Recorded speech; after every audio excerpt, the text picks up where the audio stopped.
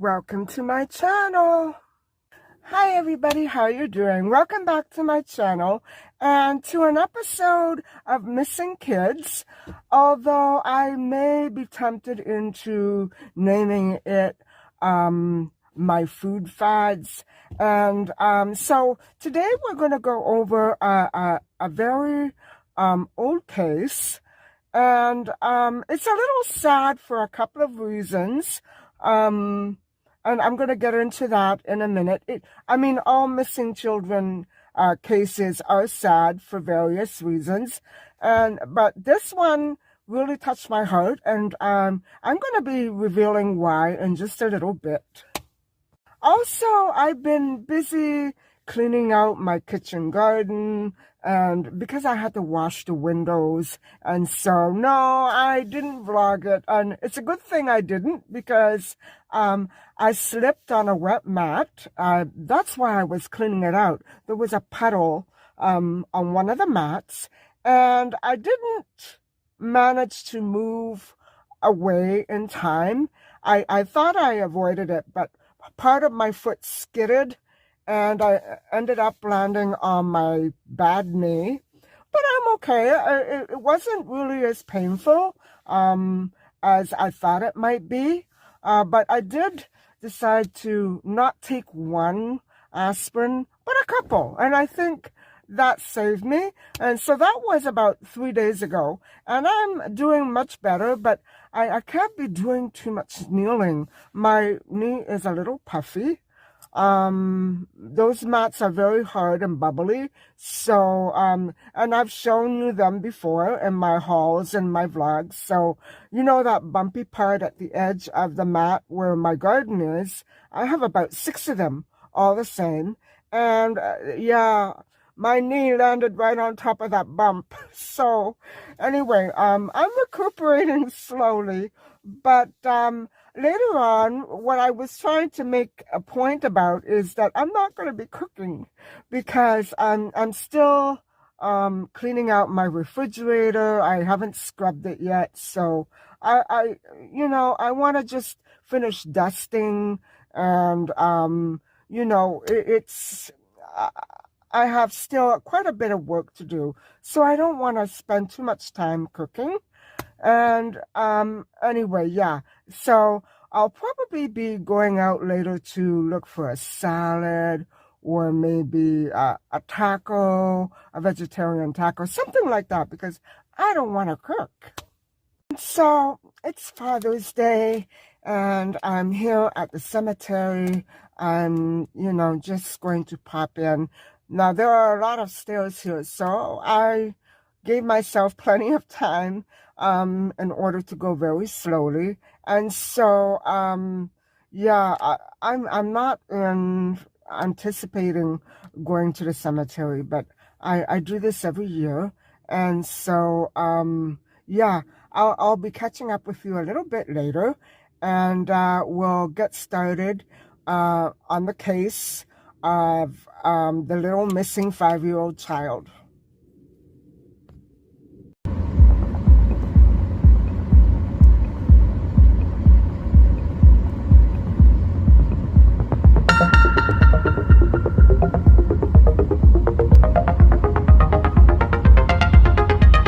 So I have paid my respects to Dad, and I would like to try to begin the story of Tracey Ann Booney, who was just 5 years old when she vanished from her schoolyard. And let's get into that right now.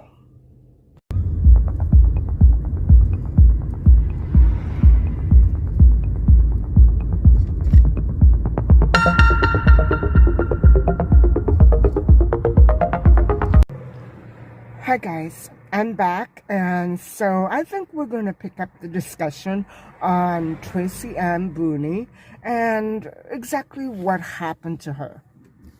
Now, the first thing that stands out in my mind is that Tracey Ann Booney was only 5 years old when she was only 5 years old when she went missing, and that is the first and most tragic fact that really stands out to me in this case.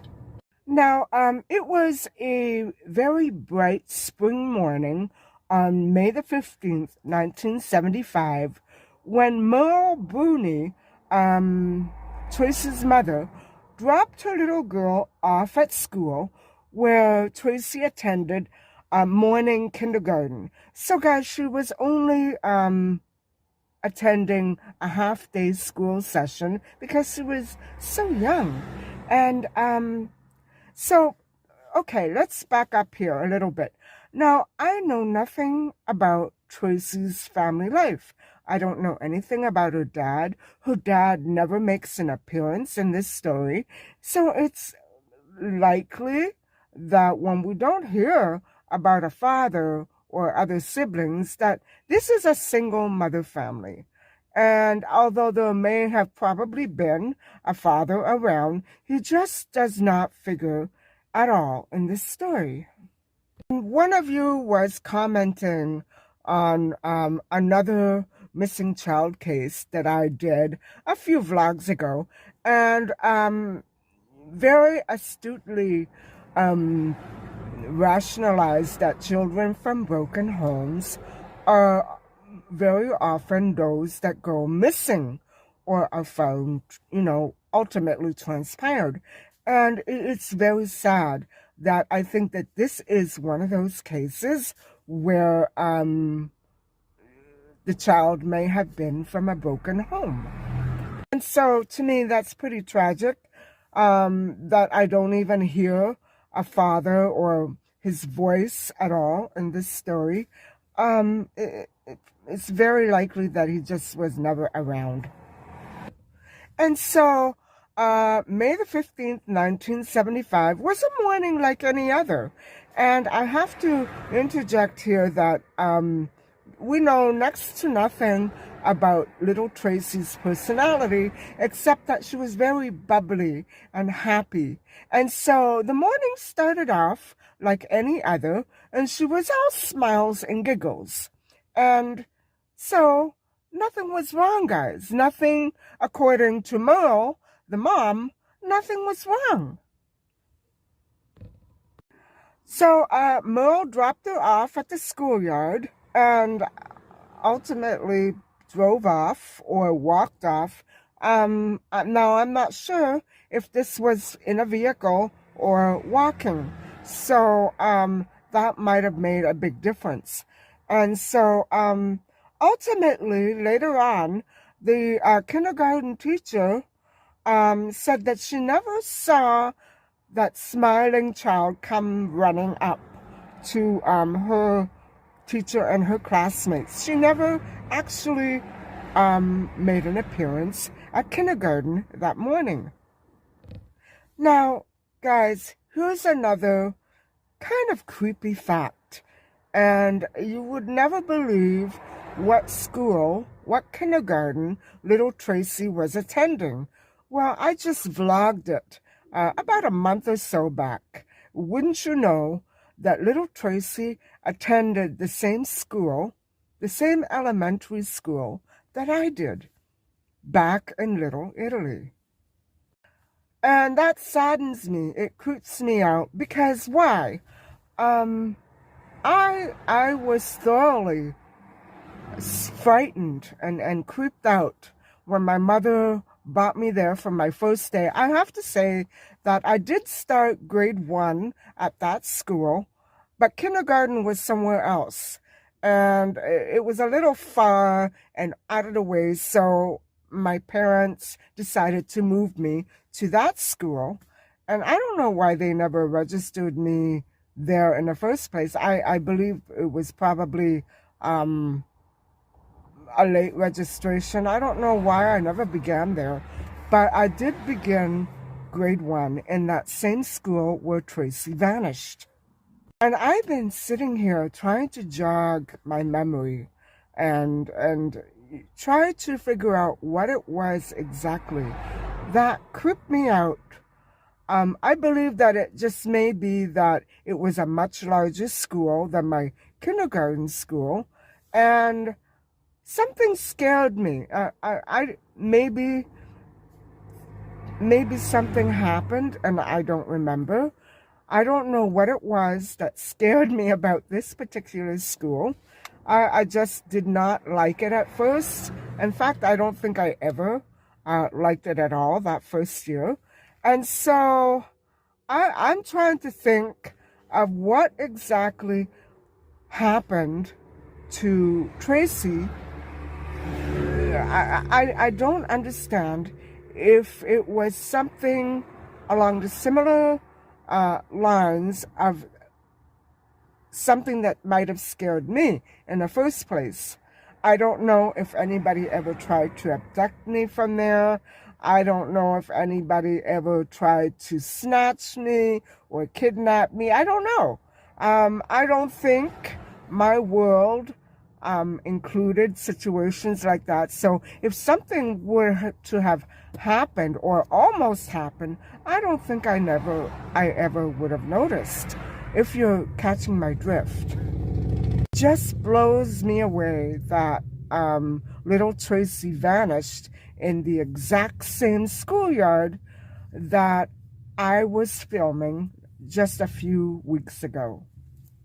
So Tracey was snatched from St. Clair's separate school on North Cliff Boulevard in Little Italy. And her mom dropped her off just outside the school grounds, but she never actually made it inside the school. I doubt very much that she ever actually made it inside beyond the school doors. She was probably snatched before she ever got inside, and so she never did make it to class that day. She was only 5 years old, and she was gone. And so Tracey was in the habit of walking home on her own after kindergarten, after the morning session was over. And then she would have been done for the day, right? So, however, that day, May the 15th, 1975, Tracey did not return home for the lunch hour. She never made it back home. And so that afternoon, Merle returned back to the school to look for her 5-year-old daughter, Tracey. But she also asked around, but no one had seen her. None of the teachers, none of the custodians, not the principal, nothing. There was no reports of anything. She hadn't been to the nurse's office. Nothing happened. She never got there. In fact, she had been marked absent. Ultimately, Merle reported her daughter missing to police, and a good 4 hours later, this would probably be around now 3-4 p.m. that afternoon, a 13-year-old boy in 16 kilometers away in Etobicoke in Marie Curtis Park saw a little girl lying face down in a creek, in a small creek in the park. And so that is when he alerted authorities. And you might ask, well, maybe it was the little boy who did something to her. Well, guys, 16 kilometers away on a school day, okay, maybe he might have been playing hooky, but I think it would have been a very tall order for any child to abduct another child and go to a different area without attracting any attention at all. 13-year-olds can't drive, right? So no, that story, that theory cannot be so. Although she was still warm, and ultimately there may have been some signs of life when the first responders did come to the location where the little girl was found. She was actually very traumatized physically, and she was pronounced dead a little later at the Queensway General Hospital. So officially, guys, she drowned. She was struggling for air in the water, and that is ultimately where she took her last breath. However, she had very serious injuries that were consistent with a very severe beating. So she was not assailed, assaulted in that way, but she was physically brutalized. She was beaten to death. And, you know,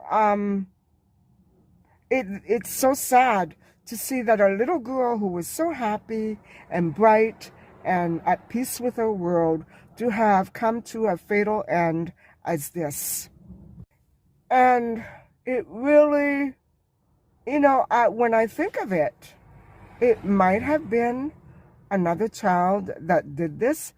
My question would be, how did that other child get Tracey all the way over to another city?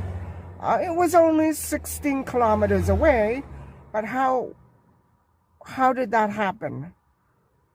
I don't understand how it might have been able to, I don't understand how Tracey would have gotten there with another child.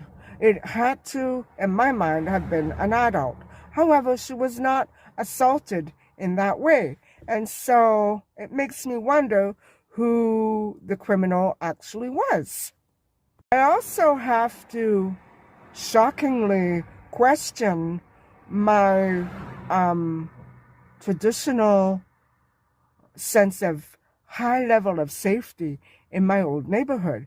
I mean, I lived and played on that same street for 10 years with never so much as anything major that ever happened to me, other than falling off a bike or getting pushed off a bike.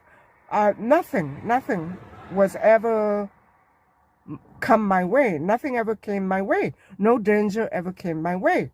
I was never so close to danger. So it makes me question that true level of safety in my old childhood neighborhood. So by the time the sun was setting that day on May the 15th, a horrible veil, or chill rather, was cast over my city. This horrific situation that had occurred to this innocent and wonderful, happy, beautiful child, it cast a real shadow over this city. There was no denying or getting around the fact that Tracey and Bruni had been very deliberately abducted and very viciously and deliberately murdered. There was no reason for it. Would this be one of the first of a great many hate crimes that were perpetuated by people with ulterior motives, such as hate and whatever other sorts of reasons they might have had? There was no reason, ultimately, for this little girl to have lost her life at all. In the twisted mind of this criminal, it was indeed a good enough reason for the assault, an attack, an ultimate death on this that this little girl had to endure. I can't imagine what she must have gone through, how traumatized she must have been, how shocked, how brutalized, how I don't know how to describe what she must have gone through. But ultimately, although this was a horrific hate crime, the police hit a brick wall in the hunt for the criminal, which, you know, makes me wonder if maybe it was a young adult or a child that did it. Even 50 years later, 50, 60 years later, almost, her beautiful face just simply remains on the cold case page. It's a black and white image. And so because of that black and white image and the cold case page, Tracey will remain 5 years old forever. And however, the slaying, the vicious murder remains unsolved. And so, guys, that brings us to the end of this case. I'm sorry that it was a horrific case, a case that nevertheless needs to be described because it's still unsolved. It's still a cold case, and it's horrific. It all went down in my old school grounds too. I just can't imagine what might have happened to her. It thoroughly creeps me out, guys. I can't describe it.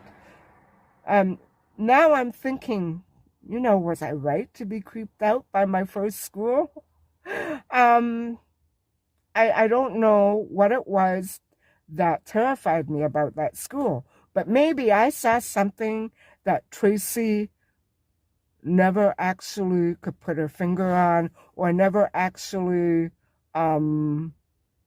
realized herself. I don't know.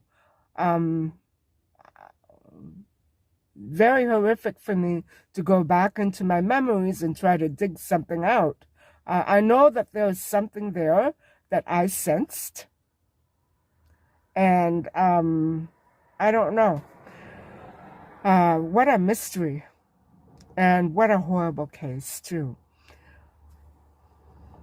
Well, guys, all this talk about tragedy and murder, I think I want to turn to some sort of comfort food. So, it's almost dinner time. I'm going to head out and maybe find something, fast food, something vegetarian.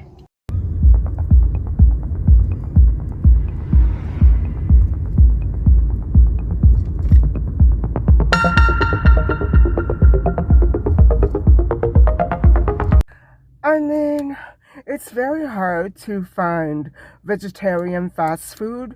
I really don't feel like having any animal protein or any of that thick grease.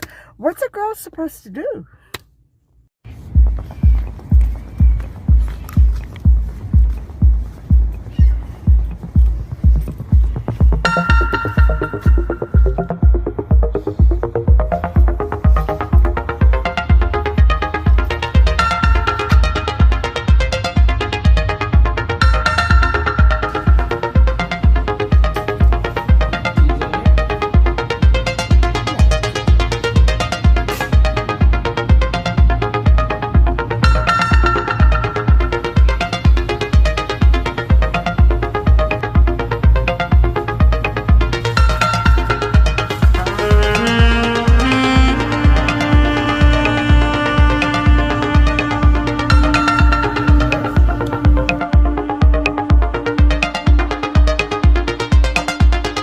So guys, I wasn't aware that all the submarines are easily convertible into wraps. And so I had a wrap. I ordered a wrap, and they didn't have specifically vegetarian wraps. They all came with chicken or turkey or bacon. So I asked him to leave aside all the animal protein and all the sauce. And so I just ordered a huge pickle, which I love. And so I'm going to dig into this. That looks mouth-watering.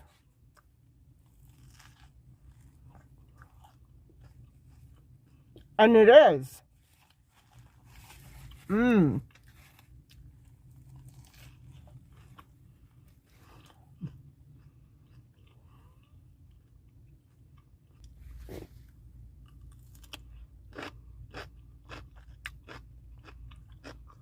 My favorite. I also ordered a peach iced tea, and altogether, this came to $12.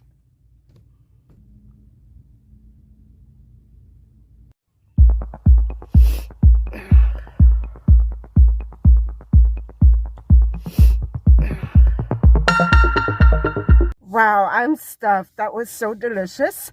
But all good things must come to an end. And so I really want to thank you guys for hanging out with me today.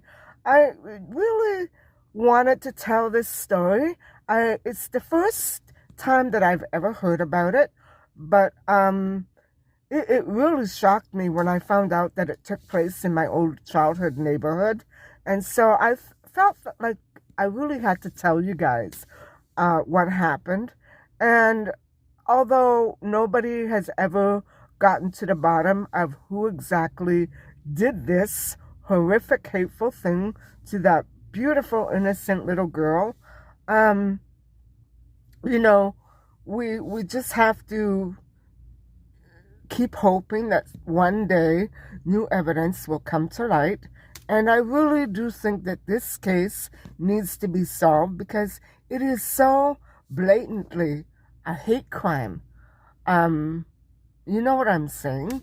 So anyway, guys, thank you so much for listening and watching. And if you want to stay updated with more stories like this, please subscribe.